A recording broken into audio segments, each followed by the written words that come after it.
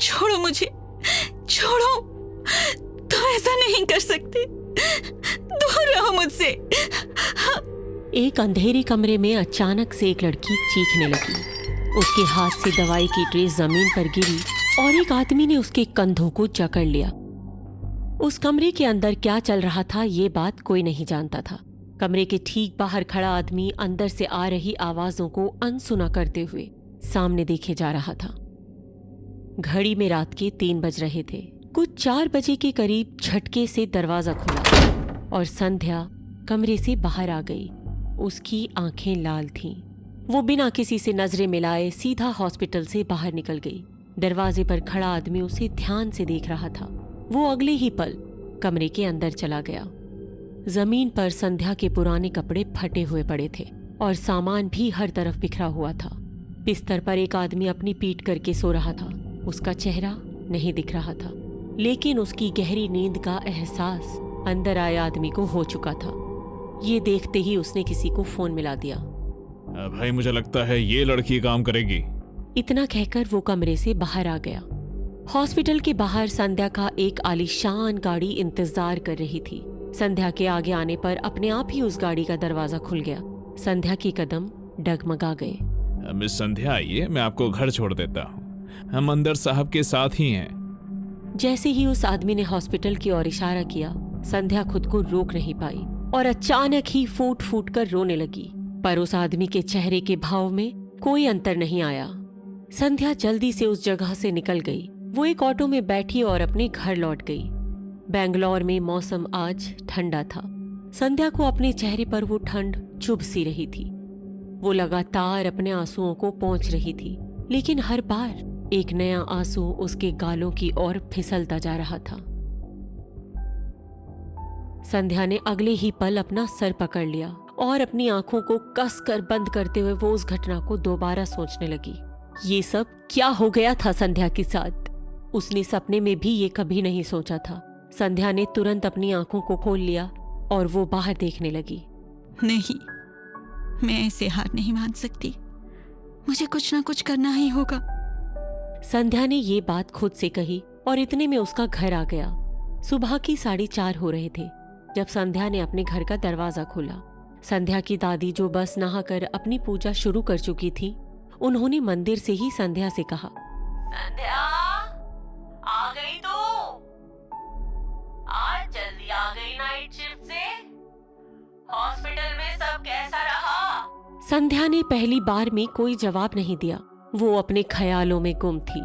सिर्फ संध्या जानती थी कि इस समय वो कैसे घर तक पहुंची थी। संध्या, संध्या, मेरी बेटी, कुछ बोल क्यों नहीं रही तू? दादी और संध्या के बीच मंदिर का एक नेट का पर्दा लगा हुआ था। दादी संध्या के चेहरे के एक्सप्रेशंस साफ नहीं देख सकती थी। संध्या ने किसी तरह हिम्मत जुटाई। हाँ दादी, सब ठीक था। मैं बहुत थक गई हूँ, बस सोने जा रही हूँ। संध्या की दादी ने इस बारे में ज्यादा नहीं सोचा। आखिर संध्या नाइट शिफ्ट करती थी। सारी रात ना सोने के बाद एक इंसान का थकना लाजमी था। संध्या अपने कमरे में गई और उसने दरवाजा बंद कर दिया। दरवाजे के पीछे खड़ी संध्या अचानक रोने लगी और वहीं जमीन पर गिर गई। उसने अपने हाथों से कसकर अपना मुंह बंद किया और बस उसी दबी जबान में वो रोने लगी। वो तुरंत अपने बाथरूम में गई और शावर के नीचे खड़ी हो गई। संध्या के लिए जैसे उसकी जिंदगी खत्म हो चुकी थी। संध्या सुबह से लेकर शाम तक अपने बिस्तर पर ही रही। उसका ना तो कुछ खाने का मन था और ना ही कुछ पीने का। उसने अपनी दादी से पहले ही कह दिया था कि आज उसकी तबीयत ठीक नहीं, इसलिए वो सिर्फ आराम करना चाहती है। संध्या ने तय कर लिया था कि अब वो कभी हॉस्पिटल दोबारा नहीं जाएगी, चाहे फिर उसे कितने ही पैसों की जरूरत क्यों ना हो।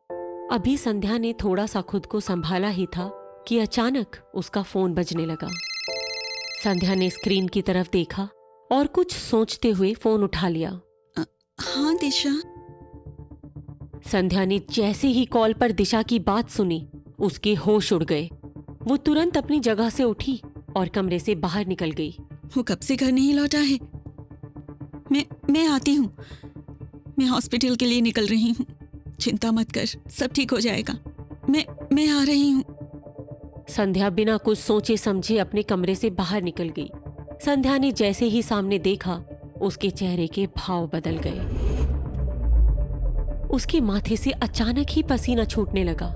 संध्या के सामने ठीक वही गाड़ी खड़ी थी जो हॉस्पिटल के बाहर खड़ी थी। कहीं इन्हीं लोगों ने तो। संध्या घबराते हुए उस गाड़ी के करीब गई, जिसके अंदर बैठा ड्राइवर संध्या को ही देख रहा था। संध्या के करीब आते ही गाड़ी का दरवाजा खुल गया। अंदर से एक आदमी की आवाज आई। मिस संध्या, क्या आपको लिफ्ट चाहिए? तुम ही ने मेरे भाई को किडनैप किया है ना? क्यों पीछे पड़ गए हो मेरे? क्या चाहिए तुम्हें मुझसे? अगर तुम चाहते हो कि मैं ये बात किसी से ना कहूँ तो ठीक है, लेकिन मेरे भाई को इन सब में इन्वॉल्व मत करो। गुस्से में संध्या की आंखों से आंसू गालों से फिसलते हुए जमीन पर गिर गए। मिस संध्या, देखिए अब बात यह हो गई है कि मिस्टर जेम्स ने आपको चुन लिया है। आपको हमारे साथ चलना होगा और बिल्कुल चिंता मत करिए, आपको इसकी काफी अच्छी कीमत मिलेगी। संध्या हैरान थी। वो अच्छी तरह से जानती थी कि उसे ब्लैकमेल किया जा रहा है। वो नहीं जानती थी कि आखिर ये जेम्स कौन था। आखिर क्या समझा था इन लोगों ने संध्या को? क्या वो पैसों के लिए कुछ भी करने के लिए तैयार हो जाएगी? संध्या आगे कुछ कहती, इतने में उस आदमी ने किसी को फोन मिला दिया।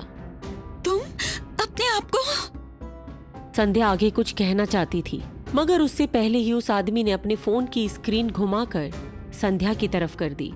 स्क्रीन पर देखते ही संध्या के होश उड़ गए। स्क्रीन पर संध्या का भाई एक चेयर पर बैठा था। उसके हाथों को कुछ लोग बांध रहे थे। वो काफी घबराया हुआ था और चिल्ला रहा था, लेकिन कोई उसका जवाब नहीं दे रहा था। अब फैसला आपका है मिस संध्या। आखिर क्या फैसला लेगी संध्या? क्या अपने परिवार को बचाने के लिए वो अपनी बलि दे देगी? आखिर क्या कहानी थी इस जेम्स की?